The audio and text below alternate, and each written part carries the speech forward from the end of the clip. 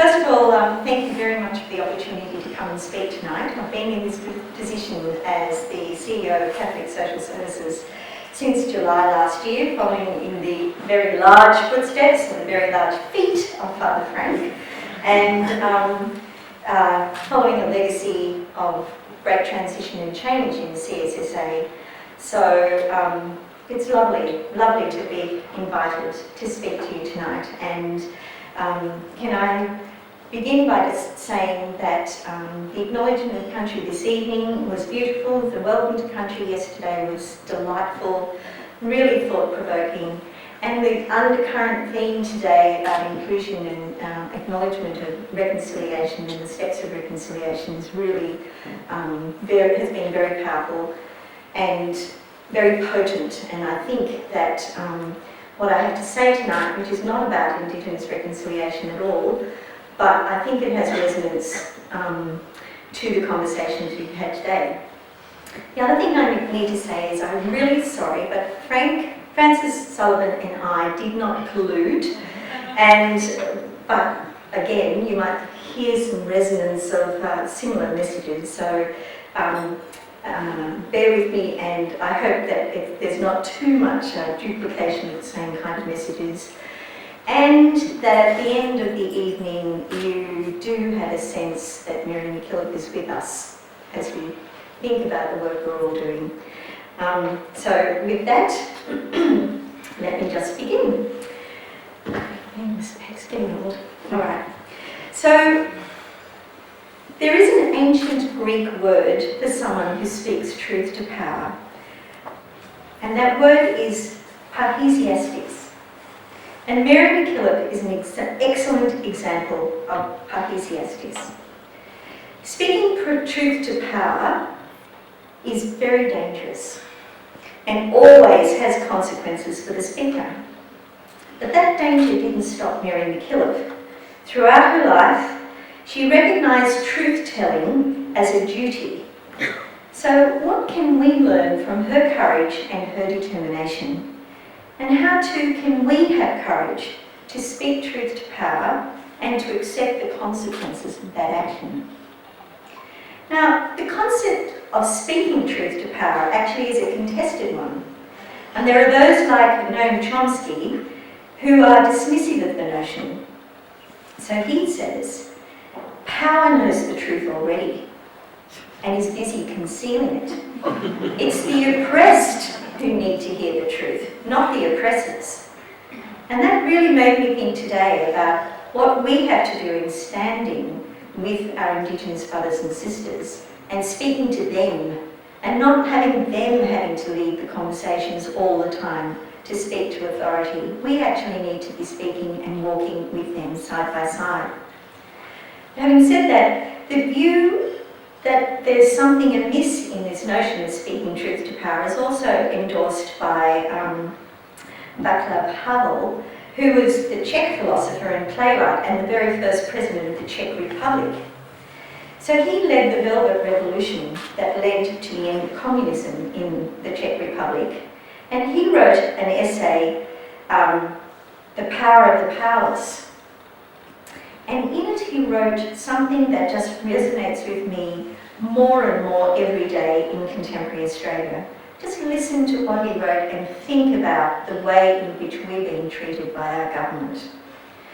The post-totalitarian system touches people at every step, but it does so with its ideological gloves on. This is why life in the system is so thoroughly permeated with hypocrisy and lies. Government by bureaucracy is called popular government. The working class is enslaved in the name of the working class. The complete degradation of the individual is presented as his ultimate liberation. Depriving people of information is called making it available. The use of power to manipulate is called the public control of power. And the arbitrary abuse of power is called observing the legal code. The repression of culture is called its development. The expansion of imperial influence is presented as support for the oppressed. The lack of free expression becomes the highest form of freedom. And farcical elections become the highest form of democracy. Banning independent thought becomes the most scientific of worldviews.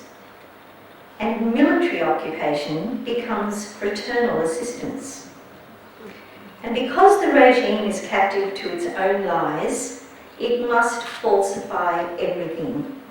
It falsifies the past, it falsifies the present, it falsifies the future, and it falsifies statistics. Wow. That's very telling, isn't it? That he wrote that in 1979, and yet we think about our current circumstances and how much of that rings so true today. So what does speaking truth to power really mean, and why does it matter? In her review of Laurel Thatcher Ulrich's wonderful book, Well-Behaved Women Seldom Make History, Catherine Harrison of the New York Times wrote, much of what is characterised as female behaviour is a matter of voice. We've heard a lot about voice today. It's voice of a woman insisting she be heard, paid not only attention, but also the respect due to being as fully human and necessary as a man. And this actually made me think of Mary MacKillop. How would she have been seen in so many quarters as misbehaving? At least according to the expectations of the bishops and the leaders she had so much trouble with, whilst pursuing her earnest and faith-filled mission of service to the poor, and how she gained respect for her courage and persistence against many odds.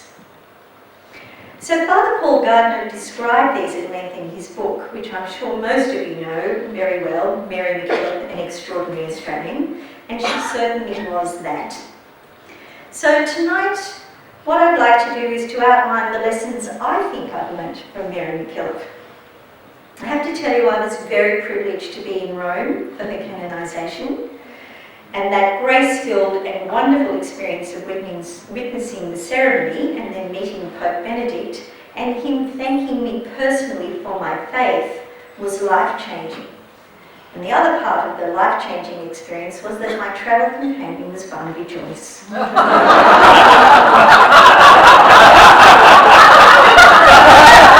However, he didn't get to meet the Pope. So let me tell you, the first lesson from Mary MacKillop is to hold your faith. Hold on to your faith. Faith in God's will and his love for us is what empowered Mary MacKillop. It gave her, as it can give us, the ability to lift our eyes above the drab landscape of what is and imagine what could be. Her faith was constant at the beginning and at the end of her life's journey for Mary MacKillop, as it should be for all of us. She tells us in her own writings, go forth from the heart and centre of your own being in order that you may find your own heart. Because faith inhabits her every step of the way. It enabled her, as it enables us, to keep going, to keep hoping, to keep believing, and to keep trying. Because without a deep core of belief, we can't sustain our resolve against the tide of opposition that will come our way. We've seen this. We've seen it in the aftermath of the child abuse scandals, the fall in numbers of people participating in the sacraments, the complete loss of trust in the institutional church, not just here in Australia, but around the world. And faith matters because not only is it his sustenance in the hard times, as we know from Mary MacKillop, and for our own personal circumstances right now in the church in Australia, but it's also your compass. Faith is the ability to perceive what can't be seen yet. In the New Testament we read, faith is the substance of things hoped for and the evidence of things not seen. With faith, We are able to move forward even when the path is uncertain and the way is dark, because your faith impels you with the belief that something better or more worthy lies ahead. And we've just been talking at the table tonight about we're in a tunnel around the whole sexual abuse scheme and the response to the Royal Commission. We can't go backwards. We have to go forwards. We have to know that there's an end in sight somewhere and that it's going to be better for all of us. And as organisations, if we were without faith, what would make us any different to any other organisation? Without the principles of Catholic social teaching underpinning our very existence, many of us would never do anything of consequence because we'd lack any reason to dare the uncertainty that always comes when we seek to change from the way things have always been. And Mary MacKillop has shown us through her life's work and her legacy that people who effect great change are and will always be people of faith. Faith and great vision are inextricably linked in the human soul. She experienced many dark nights of the soul, questioning herself and her faith, and at times she was angry with God, but as Paul Gardner tells us, and I'll just read from his book, Mary MacKillop revered people in holy orders, and she respected all authority as a derived expression of God's will. But she had problems when the prelates extended their jurisdiction ad libitum or neglected the directives of higher authority. She endeavoured to resolve those difficulties not only justly, but with an undiminished respect and an unaffected charity. So Mary MacKillop trusted God completely. And as we all know, God doesn't make mistakes. He doesn't give up on any one of us, and that means we shouldn't give up on him. Despite the humiliating circumstances that she endured through the Adelaide Commission of 1883, which culminated in her expulsion from Adelaide, Mary MacKillop simply trusted to the power of truth, even though the end result was to depose her as Mother General and usurp control of the Institute. So the second lesson, for all of us from Mary MacKillop, is the importance of choosing your own course. To walk the path of your own choosing, you must be certain, as Mary was, deep within yourself, that it's the path you've truly chosen to walk. Along the way, there'll be many distractions and many voices trying to divert you, and many fingers that point in accusation, trying to move you onto a different path. And whenever Mary encountered opposition, what kept her going in pursuing her vision was the deep and certain conviction that God was leading her and she must follow her own choices wherever they might take her. And her advice, again she wrote, we must pray that God may direct us to do what will please God most and tend to the common good. And as we know, that led to her excommunication because of the ecclesiastical battle she's encountered, as she determined to maintain the independence of her sisters and stick to her vision. So Paul Gardner described her like this: Mary MacKillop was proud to be an Australian. In one sense, her life was an expression of her ambition for our country. She aimed to defend human dignity and human rights against the many public forces that were directed against them. So let me divert just a little bit. Do you remember the story of the Desert Fathers when Abbot Lot said to his supervisor, I don't know what they would be called, Abbot Joseph, I can't remember what his relationship would be, but he said, Father, as far as I'm able, I keep my little rule and my little fast and my prayer and meditation and contemplative silence. What more can I do? And Abbot Joseph rose and stretched his hands towards heaven, and his fingers became like lamps of fire. And he said, why not become bigger, all flame? And that's the challenge for us too, because we're pretty much like Abbot Lot. We're keeping our little rule. We try to be good, prayerful, honest, decent, moral, generous and sincere as we go about our daily lives. But we need to ask, what more should I do? We need to become bigger. And of course, we all know what Mary MacKillop's answer would be. She'd say, never see a need without doing something about it. So Mary MacKillop's third lesson, I think, is for us to rise above the limitations of others. Her experience was of others constantly trying to put limitations on her. This is just as much an inevitability for us today. We all operate in an environment where there are guidelines and standards and regulations and rules and practices in public administration, in church practices, in society. So what we have to understand is that while we need to respect authority and trust in institutional arrangements, we should not be blind to the interests that are being served by them.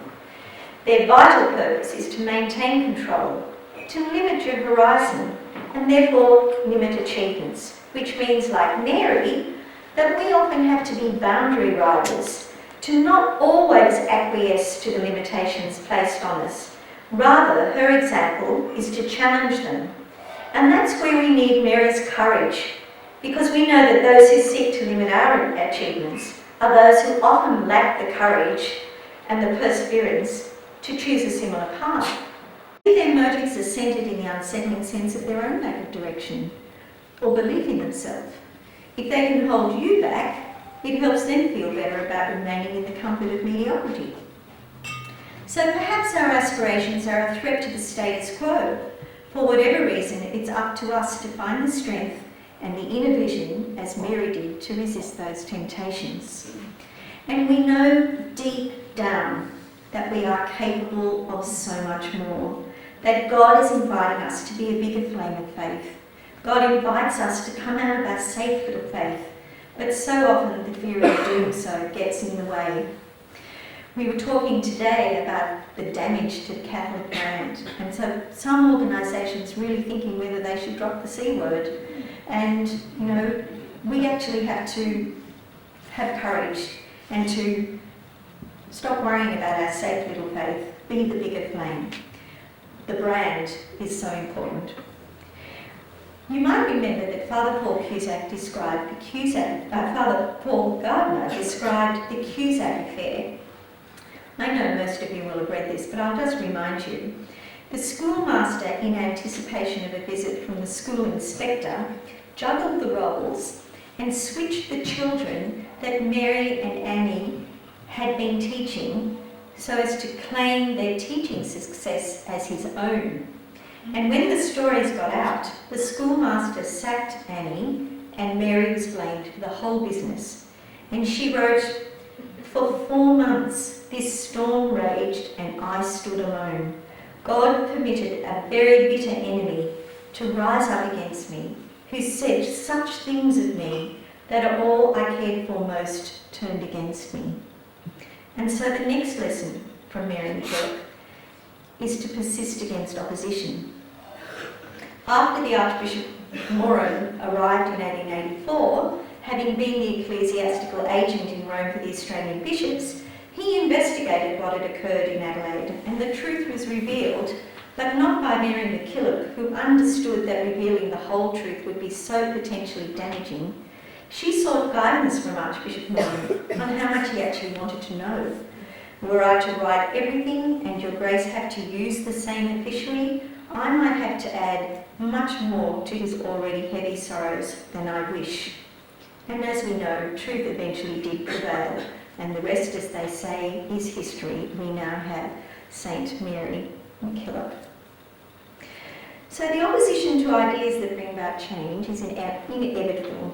Maintaining the status quo is a very comfortable position for others.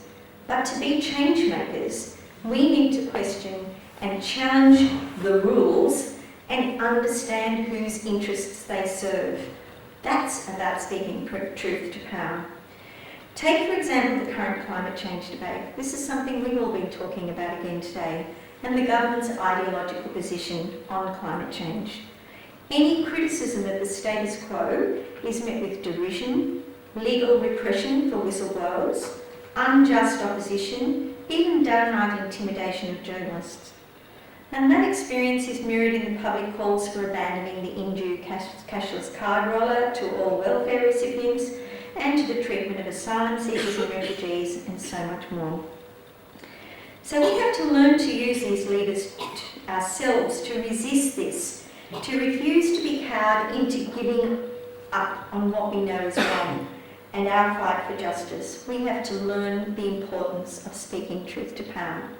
And as Mary again reminds us, it's in our unity under God lies our strength. Which brings me, of course, to Mary's lesson that we must speak for justice. Many of the rights and the opportunities we take completely for granted were first championed by trailblazers like Mary MacKillop. In her 1873 document to Rome, she spoke of the indifference of secular governments towards the poor, of a self-indulgent society that mitigated against the welfare of family and children. She described the problems of a church which lacked the personnel to cope with the needs of the people. And she described Australia as a dangerous place for Catholics, speaking a truth to power and knowing exactly what she was doing at the time. The more Mary was unwilling to be treated unfairly, the less she was able to sit idly by while others were being treated unfairly. As I say, she had a vision and a plan to achieve it.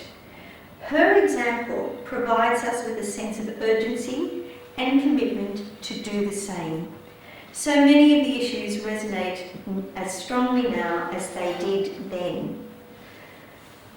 And I'm thinking about, we often quote the Beatitudes when we speak about social justice.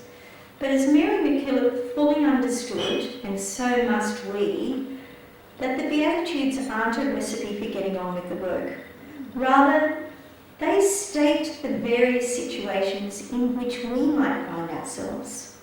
To live in the non-competitive way of the poor in spirit. To experience the sadness of those who mourn because of the circumstances in which they find themselves. To be meek and gentle and unselfish rather than profit-driven. To have a passionate commitment for justice. To hunger and thirst that things will be made right as a loving God would want them to be. To exercise mercy and to be a peacemaker, like a pacemaker for the hearts of others, to help them live better lives. And Mary dedicated her life to God through her ministry to the poor, and she entrusted her safety and success to his infinite goodness and desire.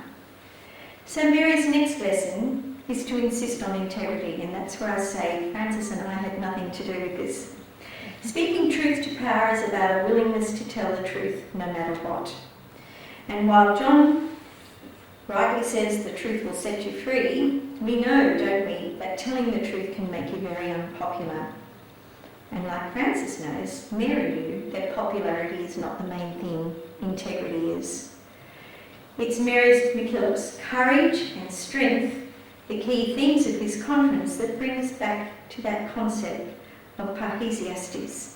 The French philosopher and historian Michel Foucault described parrhésia as when a speaker expresses his personal relationship to truth and risks his life because he recognises truth-telling as a duty to improve or help others as well as himself.